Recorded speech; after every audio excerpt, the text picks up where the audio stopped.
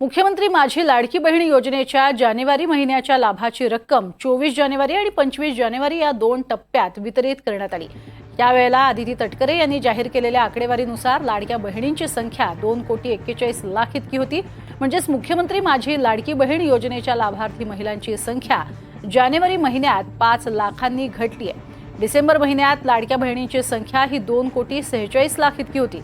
तर जानेवारी महिन्यात लाडकी बहीण योजनेच्या लाभार्थ्यांची संख्या 2,41,00,000 झाली आहे। राज्याच्या महिला आणि बालविकास विभागाकडून मुख्यमंत्री माझी लाडकी बहीण योजना चालवली जाते। राज्याच्या महिला आणि बालविकास मंत्री आदिती तटकरे यांनी डिसेंबर महिन्यात लाभाच्या वितरणावेळी आकडेवारी जाहीर केली होती।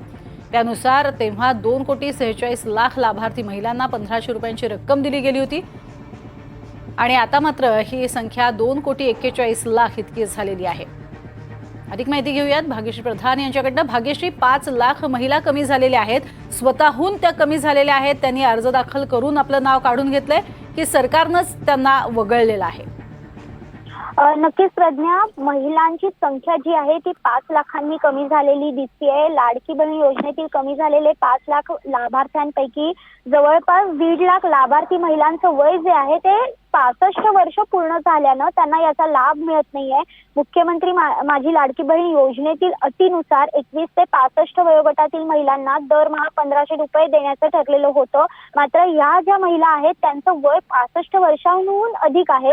याचबरोबर आणखीन 2100 रुपयाचं देखील सांगण्यात आलेलं होतं, मात्र अजून 2100 रुपये देखील महिलांना मिळालेले नाहीये। त्यामुळे महिला त्याच्याही प्रतीक्षेत आहेत।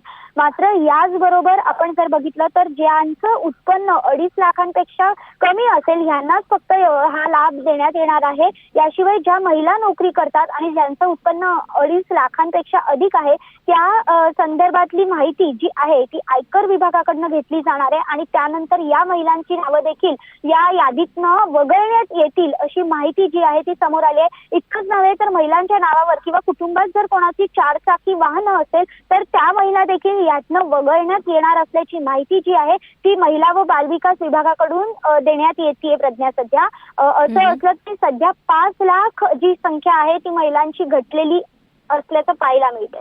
नक्कीच, तुर्तास धन्यवाद या संपूर्ण माहितीसाठी भाग्यश्री।